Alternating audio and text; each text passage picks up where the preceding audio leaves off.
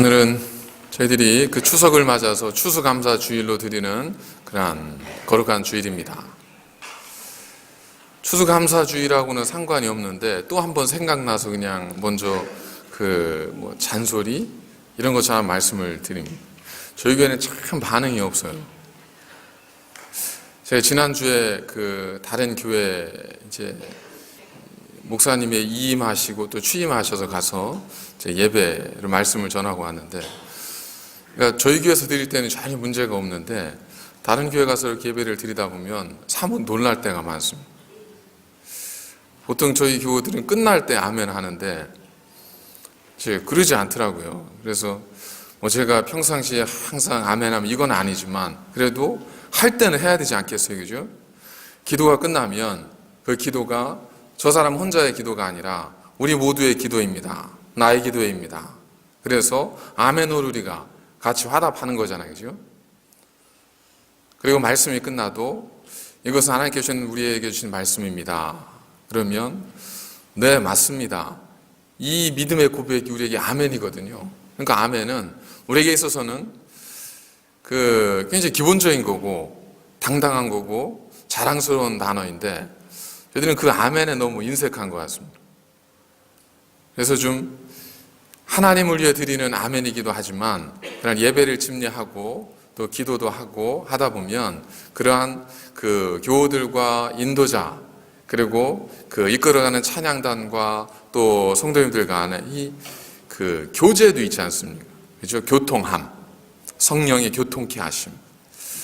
그런 것을 통해서도 참 위로가 되고 은혜가 되는데 그런 정말 부가적인 은혜, 이런 은혜까지 저희들에게 있었으면 좋겠다 하는 생각을 제가 지난주에 다른 교회 가서 말씀을 전하면서 그 생각을 또 한 번 하고 왔습니다. 그래도 여러분이 바뀔 거라고는 그렇게 많이 생각지는 않지만 그래도 조금씩 바뀌어가지 않을까, 조금씩 좀 달라져 갈 수 있지 않을까 하는 그런 기대를 가지고 오늘 추수감사 주일 하나님께 드려지는 거룩한 예배를 하나님께 말씀을 나누도록 하겠습니다. 지난주에 말씀드린 것처럼 감사의 두 가지의 큰 정신은 바로 하나님께서 주신 은혜 그리고 그 은혜를 받은 자의 책임, 이것이 감사의 절기에 담겨 있는 두 가지 정신입니다.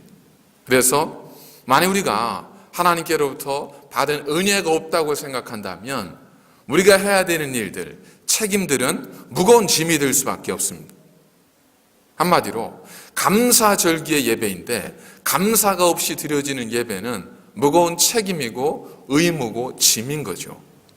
반대로 책임이 없이 드려지는 그러한 예배라고 한다면, 그리고 하나님의 은혜만 받고 그 은혜에 대한 책임이 따르지 않는다고 한다면 그 은혜는 나를 통해서 흘러넘치게 하셔서 세상을 바꾸고 다른 사람들에게 어떤 평화의 복음이 전해지게 하기 위한 하나님의 선물인데 그것이 나에게만 머물러 버리는 그러한 공허한 은혜가 될 수밖에 없다는 겁니다.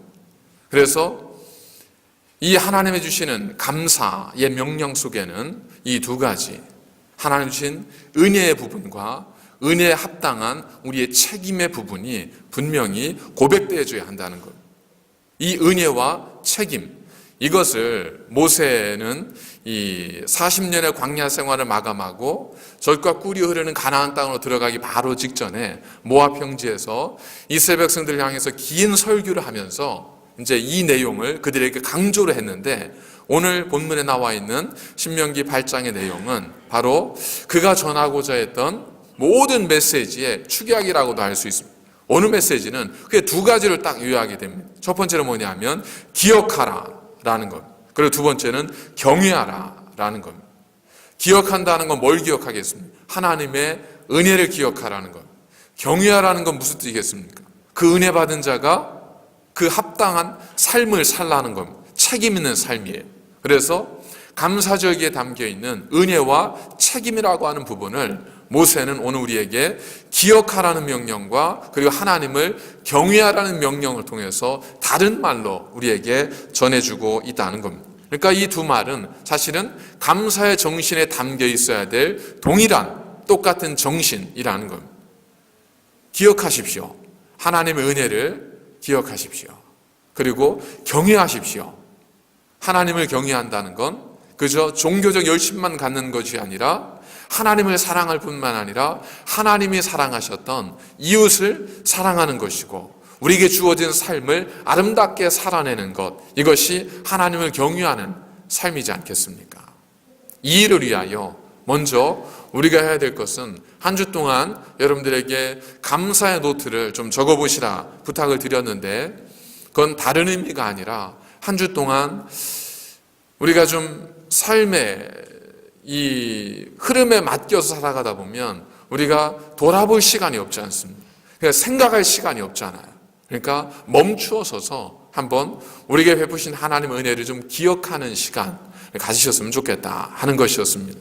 만일 그 기억을 통한 하나님의 은혜에 대한 감사 고백이 있다면 오늘 드리는 예배는 정말 감격 속에 감사함으로 드려지는 예배가 되실 겁니다. 만일 그러지 않다면, 그럼에도 불구하고 우리가 하나님께 나와서 예배를 드리고 있다면 아마 하나님께서는 그것도 기쁘게 받으시긴 하겠지만 하나님께서 명령하신 것처럼 감사의 제사로서 우리가 하나님께 드리기 위해서는 우리가 좀 돌아볼 필요가 있다는 겁니다. 한번 좀 생각해 보십시오. 한번 기억해 보십시오. 올 1월, 2018년 1월이 어떻게 시작되었는지, 그리고 우리 가족이 함께 처음 온 가족이 밖에 나가서 밥을 먹었던 때가 언제였었는지, 우리가 정말 즐겁게 웃고 기뻐하면서 대화를 나누었던 때가 언제였었고 뭐 때문에 그렇게 즐겁게 이야기를 나누었었는지, 우리 교회 안에서 정말 그래도 내가 이 교회 다니기를 잘했다라고 생각했던 때는 언제였었는지, 정말 저분 덕분에 내가 용기가 나고 힘이 나고 위로가 난다라고 생각했던 그때는 언제였으며 뭐 때문에 그런 생각을 했으며 그 이유는 무엇이었었는지 우리가 한번 좀 기억하고 돌아보면 우리의 삶에 하나님께나 이웃에게 감사해야 될 일들은 참 많은 것 같습니다. 1절에 말씀드린 것처럼 개선장군, 로마에서는, 고대 로마에서는 장군이 전쟁의 승리라고 돌아올 때 그 뒤에, 장군의 바로 뒤에 한 종이 장군을 따라다니면서 초치는 소리를 했습니다. 모멘토 모리, 모멘토 모리. 우리가 듣기에는 뭐 대단한 말처럼 들리지만 이게 무슨 뜻이냐면 죽음을 기억하십시오. 죽음을 기억하십시오. 이 이야기거든요.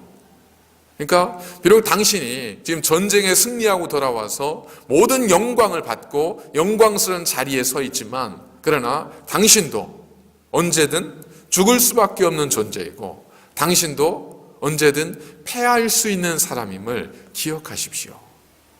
모멘토 모리, 모멘토 모리. 어떻게 보면 야, 왜 이 좋은 날, 이 잔치집에 분위기 망치는 소리를 해? 라고 할 수도 있겠지만 전도서 그리고 잠언, 지혜서에도 보면 뭐라는 말씀이냐면 잔치집에 가는 것보다 초상집에 가는 것이 지혜롭다는 말이 있습니다. 그 이야기는 우리가 이 땅을 살아가면서 기억해야 될 것, 반드시 잊지 말고 기억해야 할 것이 있다는 말씀입니다. 그래서 여러분들이 정말로 그간에 내 삶을 힘들게 만드는, 나에게 풀리지 않은 여러 가지 많은 문제들이 있지 않습니까? 예를 들면 경제적으로 힘들고 쫓겼던 그런 내 삶, 그리고 정말 최선을 다한다고 했지만 내 마음을 몰라줘서 가슴 아팠던 가족과의 관계, 좀 부모의 마음을 알고 그 뜻대로 자라주기를 바라는데 그러지 못하고 때로 부모의 마음을 아프게 했던 자녀들에 대한 그러한 걱정들, 또한 이민자로 살아가면서 겪을 수밖에 없는 불편함, 그리고 작아지는 느낌, 그리고 우리의 미래에 대한 불안함, 이런 염려와 걱정들이 우리 안에 있었지 않습니까? 자, 이것들을 한번 그동안 나의 마음의 염려와 근심이 되고 있던 것들 한번 잘 떠올려 보십시오. 그리고 그 끝에 만일 내가 내일 죽는다면 가정을 해보십시오. 만일 내일 내가 죽는다면, 내가 지금까지 걱정하고 내가 지금까지 괴로워하고 나에게 정말 해결할 수 없는 큰 문제라고 여겼던 지금 내 마음을 누르고 있는 그 문제가 과연 그렇게 중요한가? 과연 그렇게 내가 거기에 목을 매여야 할 만한 문제인가? 만일 내가 죽는다면 좀 한 끼 맛있는 거 못 먹는 것이 뭐 그렇게 문제인가? 만일 내가 죽는다면 좀 말 안 들으면 어떤가?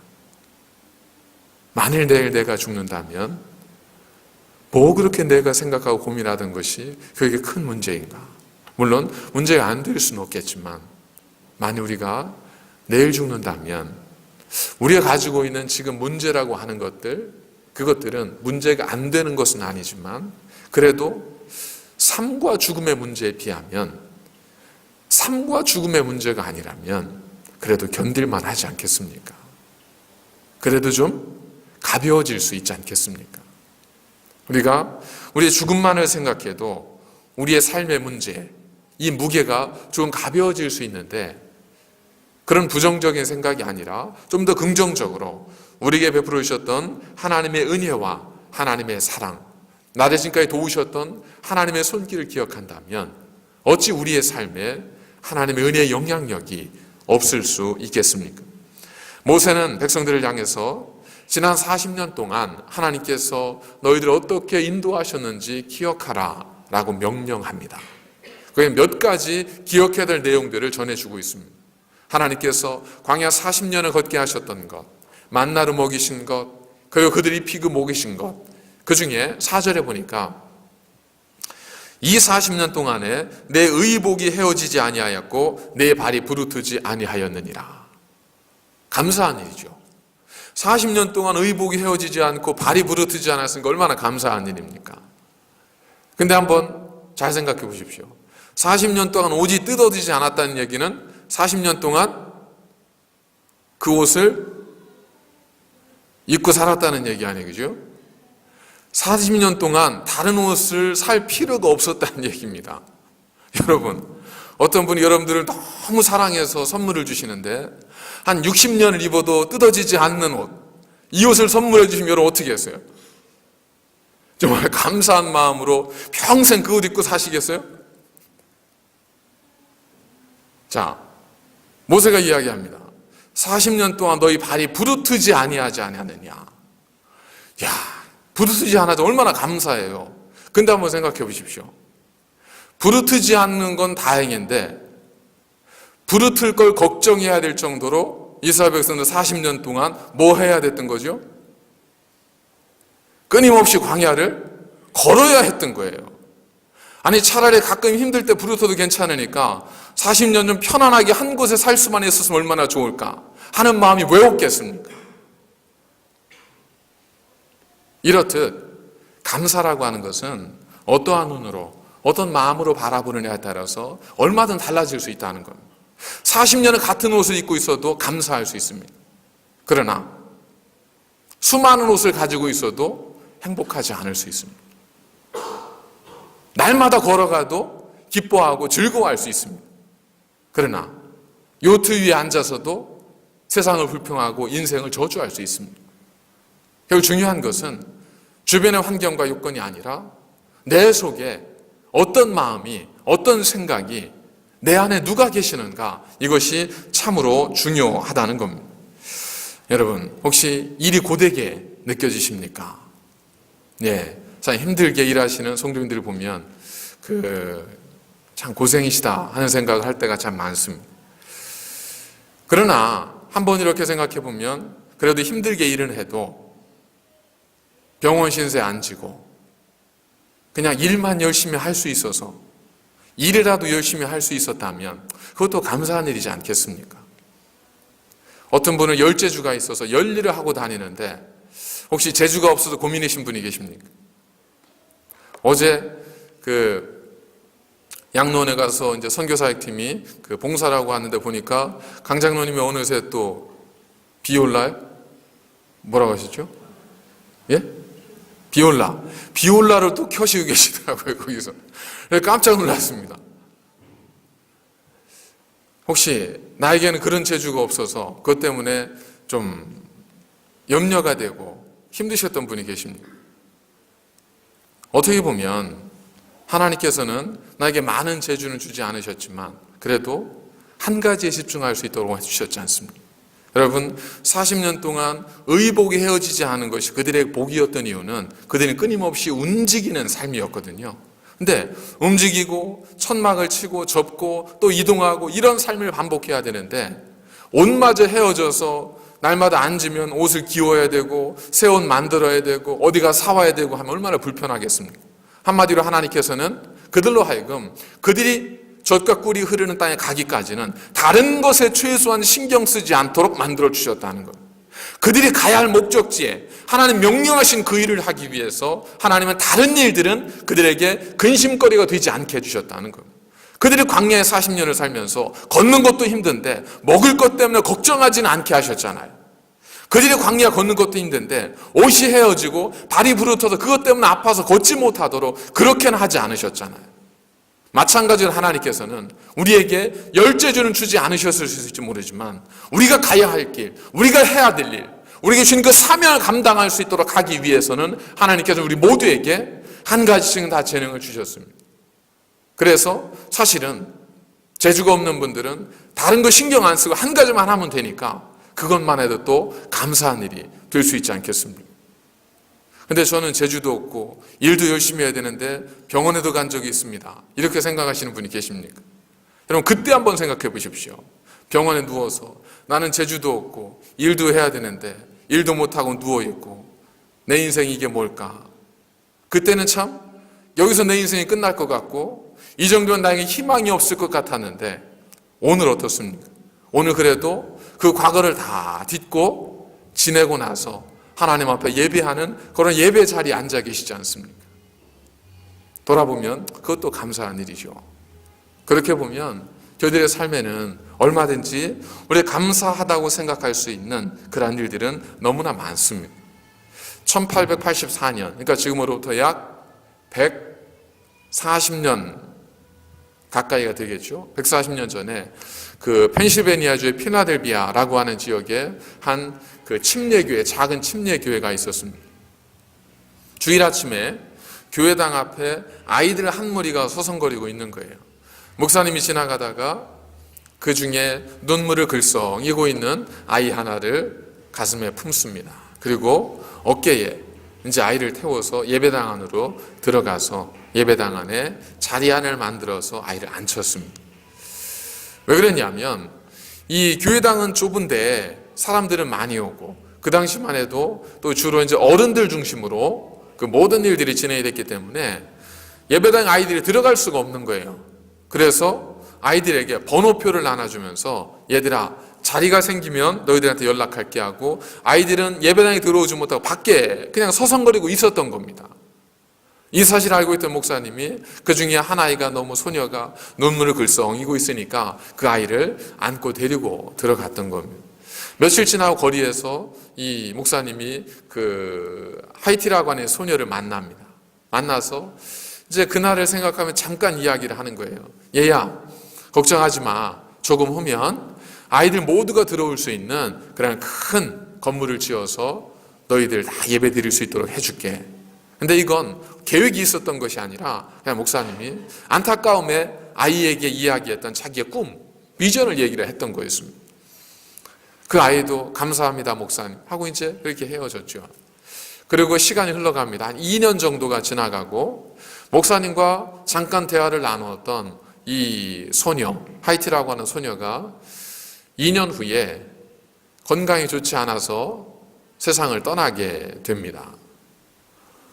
장례를 치르고 나니까 이 하이티의 어머니가 목사님께 봉투 하나를 가져왔습니다. 목사님, 제 딸아이 침대에서 발견한 봉투입니다. 가져왔는데 보니까 그 안에 57센트가 들어있었습니다. 그리고 쪽지 하나가 들어있는데 쪽지에 뭐라고 써 있었냐 하면 목사님, 이 돈을 아이들을 위한 건물을 짓는 데 사용해 주세요.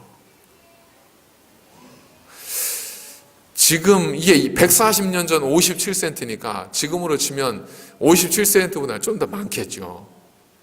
어쨌든 이 소녀가 그런 아픔을 경험하고 나서 2년 동안 아이들이 들어갈 수 있는 건물을 지을 수 있도록 이 아이가 자기 용돈을 모았던 거죠. 그렇게 57센트를 모았습니다. 목사님이 너무 가슴 아프고 감명스러워서 가지고 교회에 와서 교우들에게 이야기를 했습니다. 여기 그 아이가 아이들을 위한 건물을 짓자고 57센트를 2년 동안 준비를 했습니다. 그랬더니 교우들이 같이 감동을 받고 우리가 한번 뭔가를 해봅시다. 그래서 어떻게 했냐면 이 57센트를 1페니, 센트로 57개를 나누어서 이걸 기념으로 이제 판매를 한 거예요. 그랬더니 57센트가 얼마에 팔려 나갔냐면 250불에 팔려 나갑니다. 그러니까 250불도 이제 그때 당시에 굉장히 적지 않은 돈이었겠죠. 한 그 10배로 치면 2,500불이었고 100배로 치면 25,000불 됐을 테니까 그렇게 적은 액수가 결코 아니었겠죠. 그래서 뭔가를 한번 해봅시다 하고 교회가 의기투합해서 교회 바로 옆에 있는 집 그 주인에게 찾아갔습니다. 주인에게 찾아가서 혹시 건물을 5년 안에 파실 생각이 없습니까? 이런 일이 있고 이런 일이 있어서 우리가 좀 건물을 좀 크게 지으려고 하는데 혹시 좀 생각해 보시 연락을 주십시오. 그랬더니 얼마 후에 그 집주인이 연락이 왔습니다. 예, 제가 당신들 말씀을 듣고 제가 이 건물을 매각을 하기로 결정을 했습니다. 당신들에게 이 건물을 팔겠습니다. 건물은 집값은 얼마면 될까요? 그랬더니 그 주인이 이게 지금 시장 가격이 3만 불인데 그런데 당신 교회에 이걸 25,000불에 제가 판매를 하도록 하겠습니다. 그러니까 5,000불을 깎아준 것만 해도 얼마나 대단한 그 은혜예요. 그래서 너무 감사하다고. 자, 근데 저희가 가지고 있는 돈이 사실은 요만큼밖에 없습니다. 그랬더니 주인이 하는 얘기가 걱정하지 마십시오. 디포짓은 제가 57센트만 받겠습니다. 나머지는 연리 5%로 나머지 모든 빚은 갚으시면 됩니다. 근데 아마 그 5%의 이 레이트도 그때 당시 굉장히 저렴했었나 봐요. 그래서 목사님과 교회가 그 소식을 듣고 너무 기뻐가지고 하나님 우리의 기도를 들어주셨다고 하면서 이제 건물을 짓기를 시작을 한 겁니다. 그렇게 57센트의 디포짓을 가지고 건물을 짓기 시작해서 그 교회와 그 교우들이 아름다운 건물을 짓습니다. 그리고 그 건물의 이름이 지금까지도 템플 처치로 불려지고 있습니다. 이 템플 처치가 그 아이를 생각하면서 가난한 아이들을 위해서 우리가 좀 좋은 일을 하자. 그래서 병원을 세웁니다. 그 병원이 사마리아 병원입니다. 극빈자들을 위한 병원이었습니다. 그리고 우리가 좀 그 아이가 배우고자 했던 열망이 있었기 때문에 우리가 좀 가르치는 교육기관 하나 세우자. 그래서 세운 것이 필라델피아에 있는 템플 대학교입니다. 그래서 템플 대학교는 지금도 그 펜실바니아 주에 있는 그 3대 명문 대학 가운데 하나로 지금 한 12,000명 정도, 21,000명인가 학생들을 수용하는 학교로 성장을 했습니다. 한 소년의 57센트의 하나님을 향한 감사가 그도 누구도 상상하지 못했던 엄청난 놀라운 역사를 만들어 냈습니다. 이 이야기를 읽으면서 하나님 말씀을 생각하면서 그래서 그런 생각을 하게 되었습니다. 우리가 하나님께 감사하기 전까지는 하나님 은혜는 내 것이 아닐 수 있다. 내가 감사하다고 하지 않은 것은 내 것이 아닐 수 있다라는 겁니다. 성경에 보면 5달란트, 2달란트, 1달란트 받은 종들이 나오지 않습니까? 그들에게 주인이 줍니다. 5달란트를 주고 2달란트를 주고 1달란트를 줍니다. 5달란트, 2달란트 받은 종은 감사합니다 하고 그걸 가지고 뭘 하죠? 열심히 수고하고 뭔가 이윤을 내려고 노력을 하죠. 1달러 받은 종은 그걸 가지고 잃지 않게 해서 감추어 둡니다. 때가 돼서 주인이 옵니다. 어떻게 됐니? 그랬더니 5달란트 받은 자는 5달란트를 더 벌었습니다 하고 주님 앞에 내놓습니다. 2달란트 받은 자는 더 2달란트를 내놓습니다. 1달란트는 그냥 여기 있습니다 주인님 하고 내놓죠. 그때 주인의 반응입니다. 주인께서 그 세 종에게 어떻게 했냐면 2달란트와 5달란트를 더 남긴 종들에 대해서는 잘하였다 착하고 충성된 종아 하면서 그 돈을 누구에게 줘요? 그들에게 다시 줍니다. 이제 뭐가 된 거예요? 그들의 것이 된 거예요. 그리고 그들을 어디로 초대해요? 주인의 잔치에 초대합니다. 반대로 1달란트 받은 종은 어떻게 하죠? 주인이 그걸 빼앗습니다. 아까 우리가 감사의 절기에 담겨있는 두 가지 정신은 하나님의 은혜와 은혜에 대한 책임, 모세는 그것을 기억하는 것과 하나님을 경외하는 것, 이렇게 설명을 했다고 말씀을 드렸습니다. 이 5달란트, 2달란트 받은 종은 하나님께 받은 그 은혜에 대한 감격, 주인에게 받은 것에 대한 감격해서 책임 있는 삶을 삽니다. 주인에게 은혜를 베풀어 주셨으니까 내가 그에 합당한 삶을 살자. 열심히 살아요. 그때까지 이게 누구 거예요? 여전히 주인의 것이에요. 내 손에 있지만 내 것이 아니라 주인의 것이에요. 그러나 주인이 돌아왔을 때 여기 있습니다 주인님. 그 순간부터 주인에게 정말 감사의 삶을 산 순간부터 그것은 그 종들의 것이 됩니다. 우리가 기억하지 않는 것, 감사하지 않는 것은 내 것이 아닙니다. 여러분의 집에 있는 것이 다 여러분 거예요? 그런 것 같지만 잘 생각해 보십시오. 이사 한번 해보세요. 여기저기 구석에 박혀있던 물건도 얼마나 많이 나옵니까? 그동안 없어서 못 썼던 것, 어디든지 못 찾아서 못 샀던 것, 있는 줄 몰라서 못 썼던 것, 이게 여기 있었는데 그때 필요했었는데, 이런 것들이 많잖아요. 왜 안 썼죠? 기억하지 못하니까 쓰지를 못하는 거예요. 내 것 같지만 내 게 아닌 거예요. 기억해야만 내 게 됩니다. 감사할 때만 그것이 내 것이 됩니다. 하나님께서는 감사하는 삶을 사는 자, 그들에게는 하나님께서 우리 감사하는 것보다 더 풍성한 은혜로 채워주셔서 그 감사가 헛되지 않고 하나님을 향한 그 영광 돌림이 이 땅에도 큰 영광이 되도록 만들어 주신다는 겁니다. 감사로 제사를 드리는 자가 나를 영화롭게 하나니 그의 행위를 옳게 하는 자에게 내가 하나님의 구원을 보이리라. 감사로 하나님께 제사 드리는 사람을 하나님께서 기뻐하신다는 거예요. 그의 행위를 옳게 하는 자에게 뭐겠습니까? 감사에 합당한 삶을 사는 자에게 하나님께서 그의 구원을 보이시리라는 겁니다. 그 감사의 삶이 이처럼 중요합니다. 감사하지 않으면 내 것이 아닙니다. 감사하지 않으면 안타깝지만 내 것이 아니에요. 그건 빚이에요. 빚은 뭐죠? 다 갚아야 될 거예요. 주인이 오면 다 뺏겨야 될 거예요. 그러나 감사한 것은 뭐예요? 다 내 것이 되는 겁니다. 이 삶을 살았던 사람이 있었습니다. 그는 청소년 시절에 아버지 주머니 돈을 많이 훔쳤어요. 그래서 경찰 신세를 많이 져서 오죽하면 경찰들이 이 소년에게 도망치는 법을 가르쳐 줄 정도였었다고 합니다. 그런데도 이 소년은 그리스도인이었기 때문에 마음에 항상 그런 불편함이 있었던 거예요. 나는 그리스도인인데 왜 이렇게 못된 짓만 하고 살지? 이런 생각이 있었어요. 그러다가 하루는 하나님 앞에 진실하게 무릎 꿇고 기도하는 누군가를 보고 이 청년의 마음에 변화를 받습니다. 그리고 예수님을 정말 인격적으로 만나게 돼요. 그래서 할렐이라고 하는 신학대학에 이 청년이 진학을 하게 됩니다. 부모는 내가 너 이거 시키려고 키웠는 줄 아니 하면서 학비를 끊어버렸습니다. 이 청년이 독일에서 할렐 대학을 이제 마치고 내가 어떻게 살면 좋을까 해서 이 청년이 어디로 건너가냐면 독일에서 영국으로 건너갑니다. 영국의 브리스톨이라고 하는 지역에 건너가서 뭘 할까 살펴보는데 거기 보니까 콜레라가 한번 싹 휩쓸고 지나간 자리에 어른들도 많이 죽었지만 아이들도 죽었지만 부모님을 잃은 고아들이 너무나 많고 그들이 돌봄받지 못하고 길거리에 있는 거예요. 그래서 너무 안 된 겁니다. 그리고 또 누가 있었냐 하면 1차 대전을 독일이 일으켰지 않습니까? 그래서 독일로 인해서 죽은 수많은 영국 부모들로 인해서 그 고아들이 발생을 한 거예요. 그래서 내가 저들을 돌보는 그런 삶을 살자. 그래서 영국의 브리스톨에 있는 고아들을 위해서 고아원을 짓습니다. 그리고 평생 그 고아들을 위해 살아갑니다. 이 사람이 여러분들이 잘 알고 있는 조지 뮬러입니다. 이 조지 뮬러에는 특징이 있습니다.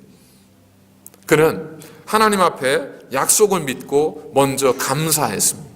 그러면 하나님께서는 그의 감사대로 채워주셨다는 거예요. 우리는 되게 어떻게 하냐면 하나님 이렇게 해주시면 이렇게 하겠습니다. 이거잖아요. 그죠? 그러나 이 조지 뮬러는 하나님께 그렇게 해주실 줄은 믿고 감사하고 나서 그렇게 살았습니다. 여러분들 들어보셨던 얘기겠지만 폭우가 쏟아지는 어느 아침 선생님들이 아껴 먹다가 드디어 음식이 다 동이 난 거예요. 고아들을 줄 음식이 없는 겁니다. 어떻게 하면 좋습니까? 선생님, 아무것도 없습니다. 아이들 줄 음식이 없습니다. 원장님이 그래도 아이들을 굶길 수는 없지 않습니까? 식탁을 차리십시오. 그래가지고 식탁에 빈 접시들이 쫙 늘어서 있는 거죠.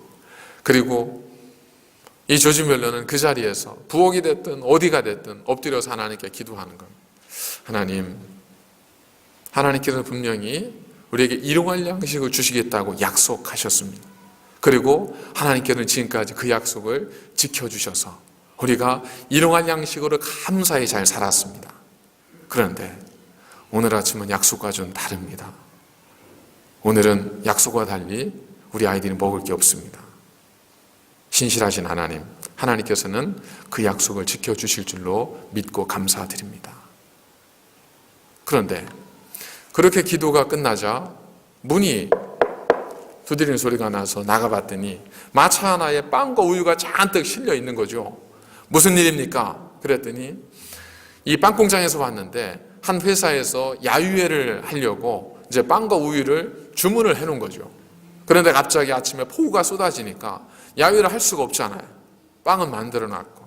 그래서 어떻게 할까 하다가 아이들이 생각나서 아이들 먹이라고 가져왔습니다. 그래서 우리는 아마 여러분들 이런 간증을 평생 몇 번 할 수 있겠어요?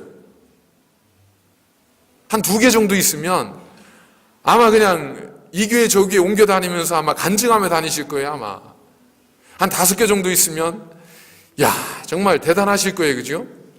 그런데 조지 뮬러는 이런 류의 간증이 기도의 응답이라고 표현했지만 5만 번 있다고 하잖아요. 누구는 5만 번 그런 경험이 있는데 누구는 그래 5번도 없으면 되겠습니까? 같은 신앙인인데, 같은 하나님을 믿는 사람인데, 같은 그리스도인인데 그 차이는 어디에 있을까? 다른 데 있는 것이 아니라 그는 먼저 감사하고 그리고 감사한 대로 고백한 대로 살았던 것. 우리는 주면 감사하겠다고 버텼던 것. 여기에 차이가 있지 않을까? 여러분 40년 동안 같은 옷을 입고도 감사하는 사람이 있었습니다. 40년 동안 밤낮 걸어다니면서도 그래도 내 발이 부르치지 않았습니다 하고 감사한 사람들이 있었어요. 그들에 비하면 저희들은 정말 감사할 것이 너무나 넘쳐나지 않습니까? 그렇습니다. 감사의 문제는 조건의 문제가 아니라 결국 우리의 마음입니다. 하나님과의 관계입니다. 사랑하는 여러분, 하나님께 감사드리십시오. 그는 선하시며 그 인자하심은 영원하십니다. 그는 우리를 사랑하시고 우리를 지켜주십니다. 그 하나님께 감사하는 삶을 통해서 여러분들의 삶 속에 아름다운 풍성한 은혜가 충만히 넘치시기를 주님의 이름으로 간절히 축복하고 축원합니다. 기도하겠습니다. 거룩하신 아버지 하나님, 감사를 드립니다. 오늘 저희들이 한 해 동안 인도하신 하나님께 감사의 절기로 예배를 드립니다. 그 은혜를 먼저 생각합니다. 그리고 은혜 받은 자의 합당한 삶이 무엇인지를 묵상합니다. 하나님, 저희들로 하여금 하나님께 감사하는 자가 될 뿐만 아니라 그 행위를 옳게 여기는 자가 될 수 있도록 우리에게 지혜를 주시고 용기를 주시옵소서.